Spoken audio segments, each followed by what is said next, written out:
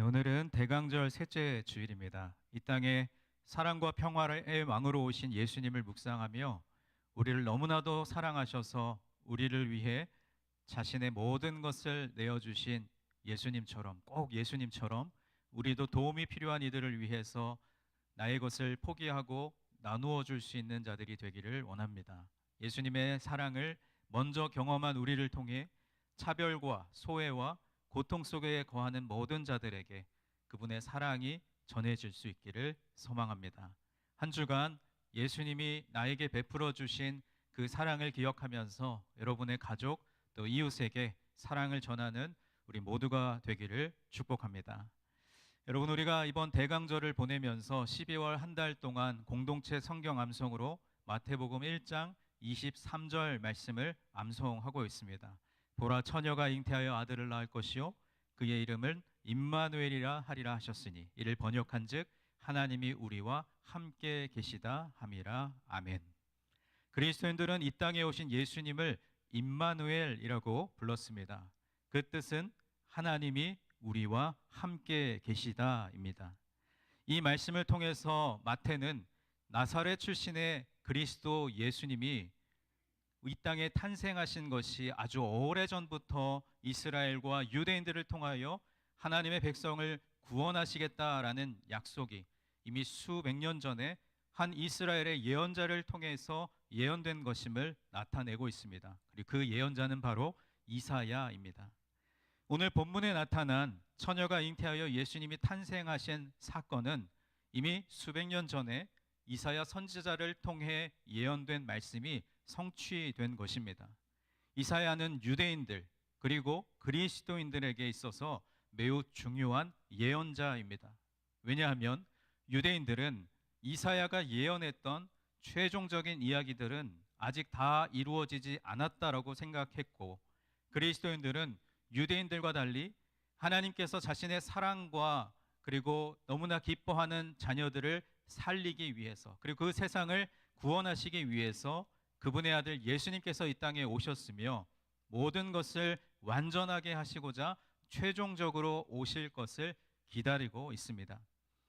그리스도인들은 하나님께서 포로로 끌려갔다 돌아온 그분의 자녀들이 그 가슴에 맺힌 원한을 풀어버리게 하셨으며, 그 일에 단순히 유대인들뿐 아니라 이방인의 배경을 가지고 있었던 사람들도 다 함께 그 가슴에 맺힌 한을 풀어서 그리스도인들이 되었다라고 보고 있습니다. 이렇게 유대인들과 그리스도인들을 모두에게 중요했던 이 예언서 이사야서에서 바로 오늘 본문이기도 하고 또 우리가 암송하는 성경 구절이기도 한 마태복음 1장 23절에 기록된 임마누엘과 관련한 부분이 구약 성경 이사야 7장 14절 말씀에도 나옵니다. 우리 말씀을 다 함께 읽어보겠습니다. 그러므로 주께서 친히 징조를 너희에게 주실 것이라. 보라, 처녀가 잉태하여 아들을 낳을 것이요 그의 이름을 임마누엘이라 하리라. 아멘. 바로 이 예언의 말씀은 예수님께서 하시기 약 700년 전쯤 이 이사야 선지자를 통해서 성경에 기록되었습니다. 이사야는 분열 왕국 시대에 활동했던 선지자로서 당시 남유다의 왕은 아하스라는 사람이었습니다. 이 아하스 왕은 이방신들에게 제사를 드리고 또 그의 아들을 제물로 불태워 드리는 일을 하는 등 하나님께서 바라보실 때 옳지 못한 매우 죄질이 나쁜 왕이었습니다. 때마침 이 남유다와 국경을 맞대고 있던 북이스라엘의 왕 베가는 시리아의 왕 르신과 결탁해서 이 남유다를 침략하고자 연합전선을 펴게 됩니다. 두 나라의 군대가 서로 힘을 합하여 쳐들어온다는 소식이 이 남유다의 왕 아하스에게 전달되자 왕뿐 아니라 온 나라와 백성들이 크게 놀라 두려움에 떨며 침통에 빠지게 됩니다. 왜냐하면 북이스라엘과 시리아 연합군과의 공격에서 남유다가 승리할 것처럼 보이지 않았기 때문입니다. 아하스 왕과 남유다 백성들은 북이스라엘과 시리아 군대가 너무나도 무서워서 바람에 흔들리는 숲을처럼 떨었습니다. 바로 이와 같은 긴박하고 아주 절망적인 상황 가운데 하나님은 이사야 선지자를 남유다의 왕 아하스에게 보내셨습니다. 이사야가 아하스 왕에게 전달했던 하나님의 메시지는 두 가지였는데, 먼저 첫째는 적들을 두려워할 필요가 없다는 것이었습니다. 이스라엘과 시리아가 세운 남유다 침략 계획은 실패할 것이고, 도리어 이 두 나라가 이 세상에서 자취도 없이 사라질 것이라고 말씀하셨습니다. 두 번째로 이사야 선지자를 통해서 아하스 왕에게 주신 메시지는 북이스라엘과 시리아가 망하게 되는 일이 반드시 일어날 것이라는 하나님의 약속을 신뢰할 수 있도록 그 증거로서 아무 표적이나 하나님께 구하라고 말씀하셨습니다. 그러나 아하스 왕은 하나님께 아무런 표적도 구하지 않았습니다. 왜냐하면 그는 하나님을 전혀 신뢰하지 못했기 때문입니다. 그는 하나님께서 북이스라엘과 시리아 연합군을 치시고 멸하실 것이라는 그 약속의 말씀을 믿지 못했습니다. 그래서 하나님께서 표적을 구하라고 말씀하셨음에도 불구하고 그는 표적을 구하지 않았습니다. 그러나 하나님께서는 친히 그들에게 표적을 주시겠다고 말씀하셨고, 바로 그 표적이 이사야 7장 14절 말씀에 기록된 처녀가 잉태하여 아들을 낳는 사건입니다. 이제 오늘의 본문으로 돌아와 보면, 오늘 본문이 담긴 마태복음을 기록한 마태는 우리 구주 예수님의 탄생 사건을 기록하면서 이 이사야서 7장 14절 말씀을 인용했습니다. 마태는 예수 그리스도의 이 기적적인 탄생 사건을 기록함으로써 예수님이야말로 온 세상이 그토록 간절히 기다려온 메시아이심을 증거했습니다. 예수님께서 처녀의 몸으로 잉태되었다는 사실은 우리에게 매우 중요한 진리입니다. 이 진리는 먼저 예수님께서 우리와 같은 인간의 몸을 입고 이 세상에 오셨음을 의미합니다. 예수님은 우리 인간들의 죄를 대신 짊어지시기 위해 이 세상에 오셨습니다. 따라서 만일 예수님이 인간의 모습이 아닌 다른 모습으로 오셨다면 그분이 우리를 대신해서 죽으시는 그 희생이 온전하지 못했을 것입니다. 또한 예수님께서 처녀를 통해서 잉태되었다는 진리는 그분에게 죄가 없으시다는 것을 의미합니다.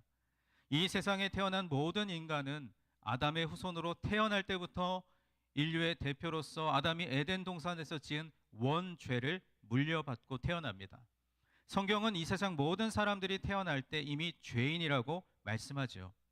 만일 예수님께서 아담의 후손으로 오셨더라면 예수님도 죄인으로 태어나실 수밖에 없었습니다. 그래서 하나님은 초자연적인 방법을 통해서, 성령을 통해서 예수 그리스도가 처녀 마리아에게 잉태되도록 하심으로써 예수님을 그 죄의 영향으로부터 보호하셨습니다. 그로 말미암아 예수님은 죄를 물려받지 않은 유일한 인간으로 태어나셨습니다. 예수님께서 처녀로 잉태된 것은 그분이 죄가 전혀 없으신 구원자의 자격을 소유한 존재로 태어났음을 우리에게 가르쳐 줍니다. 이처럼 구원자 예수가 처녀를 통해 잉태될 것이라는 예언은 예수님께서 태어나시기 약 700년 전에 이미 선지자 이사야를 통해 예언된 약속이었습니다. 아기 예수님의 탄생은 그의 백성에게 구원을 베푸시겠다라고 하는 하나님의 약속이 성취되었음을 보여줍니다. 이렇게 이사야 선지자의 예언이 있은 후 700년 뒤에 바로 오늘 본문에 등장하는 요셉과 마리아가 등장합니다. 이 두 사람은 서로 약혼한 사이입니다. 이 신약시대 당시에 젊은 두 남녀는 약혼을 하고 바로 결혼하지 않고 1년 동안 하나님 앞에서 순결하게 각자 살아가는 시간을 보내고 그 후에 결혼식을 통해서 부부로 함께 살아가는 풍습이 있었습니다. 그러니까 지금 요셉과 마리아는 약혼은 했지만 아직 부부로서 함께 살고 있지는 않았습니다. 그러니 어찌 마리아가 아이를 가질 수 있겠습니까? 이런 상황 속에서 처녀 마리아가 성령으로 잉태하는 사건이 일어나게 됩니다. 오늘 본문 18절 말씀을 다시 보시겠습니다. 예수 그리스도의 나심은 이러하니라. 그의 어머니 마리아가 요셉과 약혼하고 동거하기 전에 성령으로 잉태된 것이 나타났더니 라고 말씀합니다. 여러분, 수천 년 동안 많은 사람들이 예수님이 처녀의 몸에 잉태되었다는 이 이야기를 조롱하고 비웃었습니다. 왜냐하면 처녀가 잉태하여 아이를 낳는다는 것은 인간의 상식으로는 또 과학적으로는 불가능한 일이기 때문입니다. 그러나 성경은 하나님께서 그 불가능한 일을 가능하게 하셨다라고 기록하고 있습니다. 유대인들을 대상으로 쓴 복음서, 이 마태복음을 기록한 마태에게 있어서 예수님이 유다 지파에 속한 다윗의 자손으로 태어나셨음을 알리는 일은 매우 중요했습니다. 그래서 오늘 본문이 담긴 마태복음 1장 말씀을 1절부터 쭉 읽어보면 예수님의 족보가 쭉 기록되어 있지요. 바로 유다 지파에 속한 다윗의 자손으로 태어나셨다는 것을 증거하기 위함입니다. 왜냐하면 구약의 수많은 선지자들이 메시아가 다윗의 자손으로 태어날 것이라고 계속해서 동일하게 예언했기 때문입니다. 그래서 마태복음 1장에 나오는 계보를 보면 예수님이 아브라함과 다윗의 자손으로 오셨음을 기록하고 있습니다. 그리고 마태는 예수님께서 성령으로 잉태되셨음을 기록합니다. 이를 통해서 마태는 예수님의 탄생을 통해 이사야 7장 14절의 말씀에 기록되었던 처녀가 잉태하는 그 표적이 비로소 성취되었음을 나타내셨습니다. 주님께서 사랑하시는 여러분, 하나님께서 말씀하실 때 그 약속과 말씀은 반드시 이루어지는 줄 믿습니다. 아멘이십니까? 다시 한번 말씀드립니다. 하나님께서 말씀하실 때 그 약속과 그 말씀은 반드시 이루어지는 줄 믿습니다.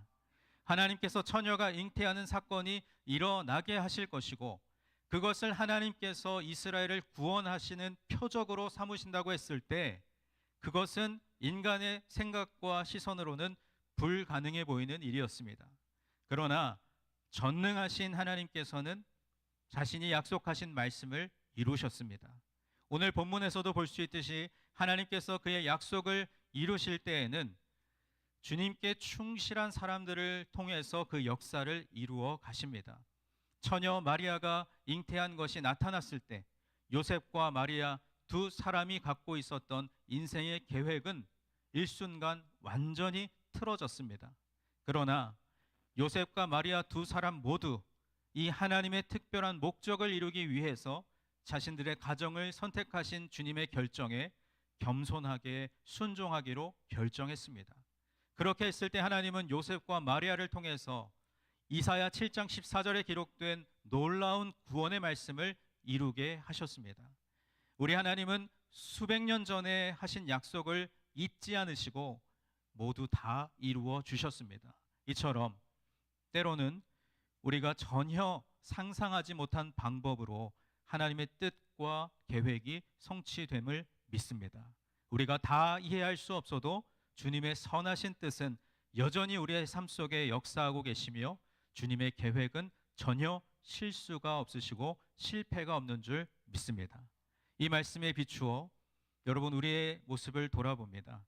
여러분의 인생에 여러분께서 계획하시고 또 생각했던 일들이 잘 이루어지지 않아서 좌절하고 낭망할 때가 있으셨을 것입니다. 그러나 나의 생각은 패하고 나의 계획은 무너질지라도 여러분을 향하신 우리 교회 공동체를 향하신 하나님의 말씀은 반드시 이루어질 줄 믿습니다.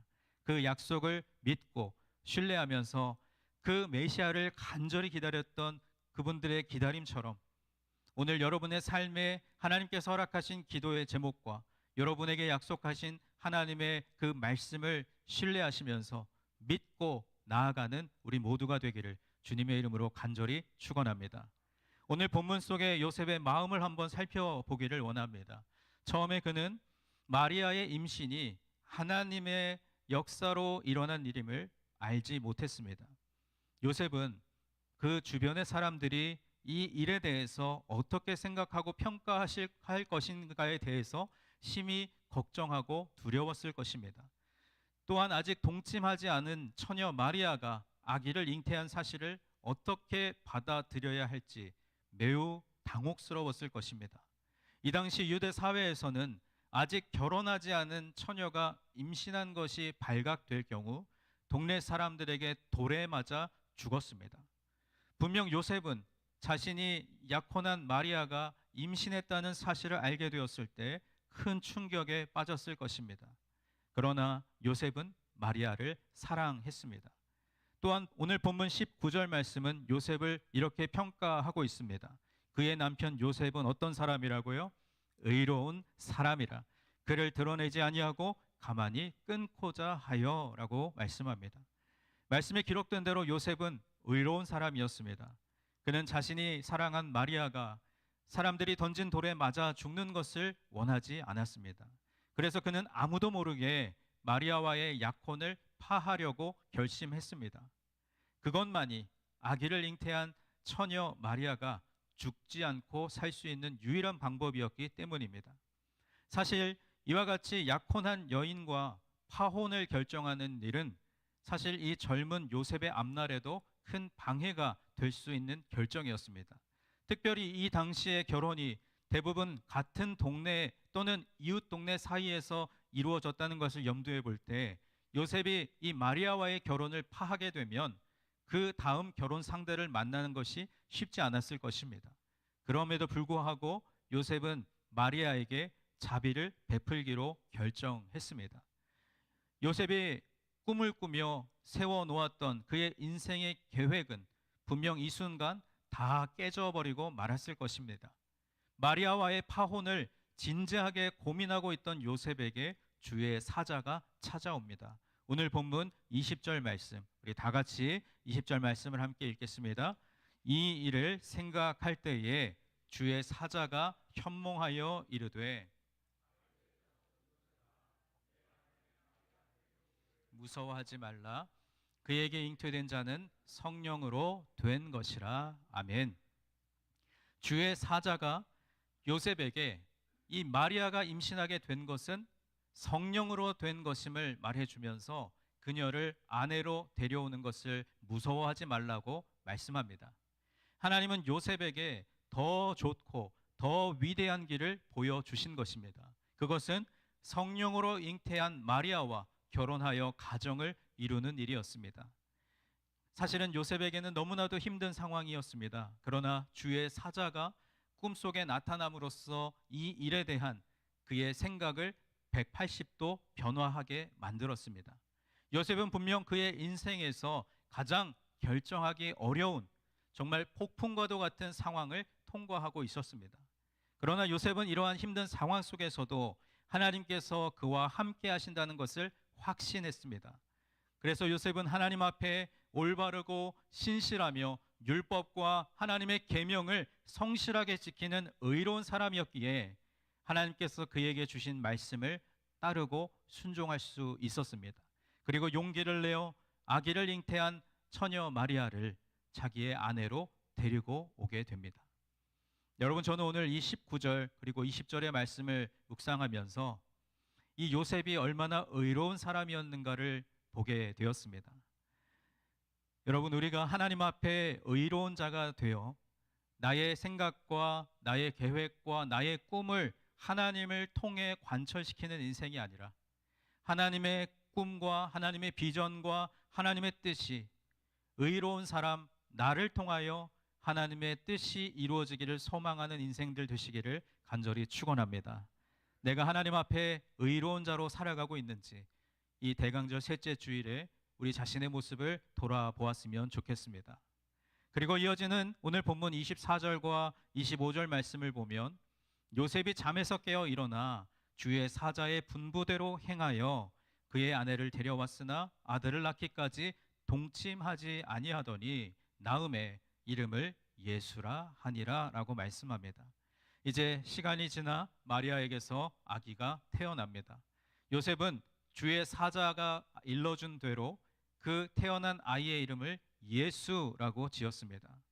이 이름은 히브리어 여호수아에서 비롯된 이름입니다. 그 뜻은 여호와께서 구원하신다이지요. 오늘 본문 21절에서 요셉의 꿈에 나타난 주의 사자는 이렇게 말씀했습니다. 아들을 낳으리니 이름을 예수라 하라. 이는 그가 자기 백성을 그들의 죄에서 구원할 자이심이라 하니라. 요셉에게 이 아이를 통해서 하나님께서 그의 백성을 저들의 죄에서 구원하실 것임을 알려주셨습니다. 예수라고 하는 이름이야말로 메시아가 맡으신 구원의 사명을 가장 잘 나타내는 이름입니다.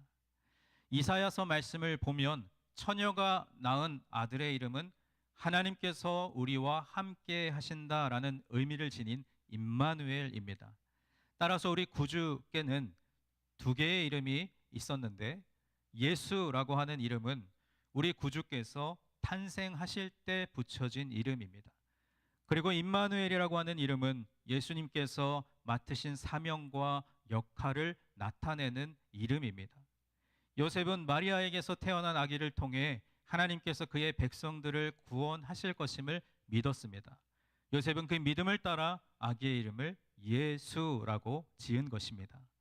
사랑하는 성도 여러분, 우리가 의로운 사람 요셉과 같이 주님의 말씀을 신뢰하며 주님의 뜻에 순종하며 믿음으로 살아갈 때 하나님께서 주신 약속들이 우리의 삶을 통하여 성취되는 놀라운 경험을 하며 살아가게 될 줄 믿습니다. 하나님께서는 오늘 이 시대에도 이 요셉과 마리아와 같이 주님의 약속을 신뢰하고 주님의 말씀에 순종하며 살아가는 자들의 삶을 통해서 주님의 역사를 이루어가고 계십니다. 구원자를 보내주시겠다고 말씀하신 하나님의 약속은 이 아기 예수님의 탄생을 통해서 성취되었습니다. 처녀 마리아에게서 태어난 아기 예수가 바로 우리를 구원하기 위해 이 세상에 보냄을 받은 메시아이십니다. 예수 그리스도의 탄생을 바라봄으로써 우리는 하나님께서 우리와 함께 계시다는 것을 깨닫게 됩니다. 하나님께서 우리와 함께 계신다는 것은 우리가 엄청난 축복을 하나님으로부터 받았다는 것을 의미하죠. 결국 이 아기 예수의 탄생을 통해 주어진 구원을 하나님께 감사드리며 이 아기 예수의 탄생을 통해 이루실 구원의 기쁜 소식을 여러분의 가족과 이웃들과 함께 나누는 대강절 셋째 주간이 되기를 축복합니다. 여러분, 우리가 대강절이 되면 성탄을 기다리면서 부르는 찬양 중에 찬송가 104장 곧 오소서 임마누엘이라는 찬양이 있습니다.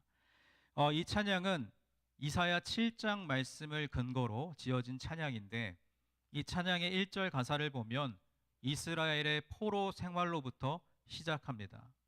곧 오소서 임마누엘, 오 구하소서 이스라엘.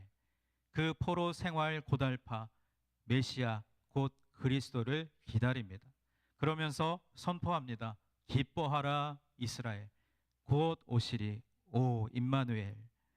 이렇게 1절 가사는 1세기의 유대인들이 겪었던 포로 생활의 고달픔을 노래하고 있습니다. 그러면서 후렴에서 분위기를 바꾸어서 이제 이스라엘, 즉 유대인들을 향하여 기뻐하라고 외칩니다. 기뻐하라 이스라엘, 곧 오시리 오 임마누엘. 그 이유는 곧 임마누엘 예수님이 오실 것을 확신하기 때문입니다.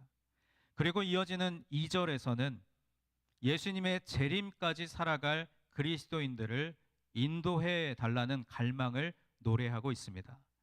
2절에서는 예수님을 지혜의 주라고 고백하지만 이 지혜는 많은 이들이 스스로 그들의 눈을 어둡게 만들었기 때문에 보지 못했던 것이었습니다. 아하스 왕이나 1세기의 유대인들이나 모두 하나님께서 그들을 살리시고 구원하러 오신다는 그 약속과 그 놀라운 지혜를 거부했습니다. 그래서 그들 모두 하나님의 일하심을 온전히 발견하지 못했습니다. 그리고 그와 같은 일들은 지금도 오늘날에도 일어나고 있습니다. 하지만 하나님의 지혜는 분명히 이 땅에 우리와 함께 계시며 하나님의 사랑하는 사람들을 살리시고 구원의 길로 인도하십니다. 그런 상황에 대해서 자신들을 인도해 달라고 임마누엘 예수님께서 함께 하셔서 진리의 길로 인도해 달라고 노래한 것이 바로 2절 가사입니다. 그리고 마지막 3절에서는 마침내 모든 하나님의 자녀들이 한 마음을 이루어 더 이상 하나님의 뜻을 거절하고 미워하는 시기와 분쟁이 일어나지 않고 진실로 하나님께서 주시는 평화를 채워달라고 노래하며 기도하고 있습니다.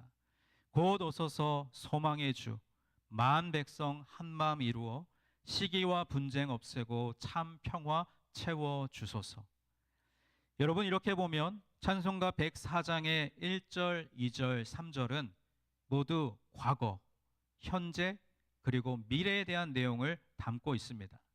임마누엘은 이미 오시겠다고 약속되었고 그 일은 성취되었으며 그리고 미래에 완성될 것입니다. 그 시간까지 하나님의 지혜, 하나님의 인도하심을 거부하는 사람들은 계속해서 생겨날 것입니다. 그리고 일어나지 않기를 원하지만 아하스 왕이 그러했던 것처럼, 그리고 1세기의 유대인들이 그랬던 것처럼 각 시대별로 계속해서 하나님의 구원을 그럴싸하게 거부하는 사람들이 나타나고 또 나타나게 될 것입니다. 또한 그런 사람들로 인해서 하나님의 예언자였던 이사야가, 그리고 임마누엘 예수님이, 또 그분을 믿는 모든 그리스도인들이 고난을 받았고 또 앞으로도 고난을 당할 것입니다. 그런데 이 찬송가의 1절 가사 중에 오라고 하는 표현이 앞에서 한 번, 그리고 후렴구에서 또 한 번 등장합니다. 감탄사의 형태를 취하고 있지만 이 앞부분에 오라고 하는 그것과 또 후렴에 나오는 오라고 하는 감탄사는 전혀 다른 의미를 지니고 있습니다. 먼저 앞부분에 나오는 오는 약속하신 모든 것을 반드시 이루시는 하나님을 향해 경외와 감탄의 표현입니다. 오 하나님, 우리를 포로 생활로부터 구해 주옵소서. 그리고 후렴에 있는 오는 하나님의 사랑을 거부하는 사람들을 향한 탄식의 표현입니다. 오 주님, 제발 기뻐하십시오. 임마누엘 하나님이 곧 오실 것입니다 라는 고백입니다. 주님께서 사랑하시는 여러분, 우리가 신앙생활 하고 있는 오늘 이 시점을 우리는 신앙적인 표현으로 이미와 아직 사이의 길을 걸어가고 있다고 표현합니다. 임마누엘 하나님께서 이미 우리에게 오셨고 지금도 나사렛 출신의 예수님을 믿는 모든 그리스도인들과 함께 계시며, 궁극적으로는 아직 도래하지 않았지만 곧 다시 이 땅에 임하셔서 새 하늘과 새 땅으로 완전히 회복시키실 것을 선포하셨기에 우리의 믿음이 연약한 그러한 현실 속에서 이미와 아직 그 사이길을 걸으면서 이렇게 이중적인 의미가 포함된 오라고 하는 감탄사를 외칠 수밖에 없는 것입니다. 하지만 모든 그리스도인들은 이 찬송가 104장과 또 마태가 외쳤던 것처럼 기뻐하라 하나님의 자녀들이여 라고 외칠 것입니다. 그 이유는 임마누엘이 오셨고 지금도 나사렛 출신의 예수님을 믿는 모든 그리스도인들과 함께 계시며 궁극적으로는 이 땅에 다시 임하셔서 새 하늘과 새 땅으로 완전히 회복시키실 것을 믿기 때문입니다. 여러분, 대강절 셋째 주일을 맞이하며 우리와 함께 계신다고 약속하신 임마누엘에 대해서 어떠한 생각과 믿음의 고백을 가지고 계십니까? 우리의 일상 가운데 함께 하신다고 말씀하시는 하나님을 정말로 믿으십니까? 여전히 믿지 못해서 불안해하고 계시다면 그 이유는 무엇입니까? 항상 우리와 함께 하시는 임마누엘의 하나님을 인지하기 위해서 우리는 어떠한 삶을 살아가야 하겠습니까? 임마누엘 예수 그리스도로 인하여 이미 성취되었지만 이제 진정한 완성을 향해 나아가며 아직 재림을 기다리고 있는 이 시대를 살아가고 있는 그리스도인으로서 진정한 대강절의 의미를 우리의 삶 속에 새기는 오늘 그리고 이번 한 주간이 되기를 소망합니다. 오늘 말씀은 우리에게 세 가지 분명한 사실을 말씀합니다. 첫째로, 하나님께서는 약속하신 말씀은 반드시 이루십니다. 아멘이십니까? 하나님께서는 약속하신 말씀은 반드시 이루십니다. 이사야 선지자가 예언했던 그 시절, 그리고 수백 년이 지난 뒤에 그 말씀을 성취하셨던 것처럼 저와 여러분의 삶에 약속하신 말씀, 또 우리를 위하여 예비하신 하나님의 축복을 하나님은 하나님의 때에 하나님의 방법으로 반드시 이루실 것을 믿습니다. 두 번째, 하나님은 의로운 사람들을 통하여 하나님의 일을 이루십니다. 내가 먼저 하나님 앞에 바로 서고 말씀의 사람, 기도의 사람이 될 때 비로소 우리는 하나님의 도구로 쓰임받아 이 땅을 향하신, 이 교회를 향하신, 내 가정과 일터를 향하신 하나님의 뜻, 하나님의 일을 이루어가는 의로운 도구가 될 줄로 믿습니다. 여러분 모두가 요셉처럼, 마리아처럼 의로운 사람으로 하나님께 쓰임받는 인생들 되시기를 소원합니다.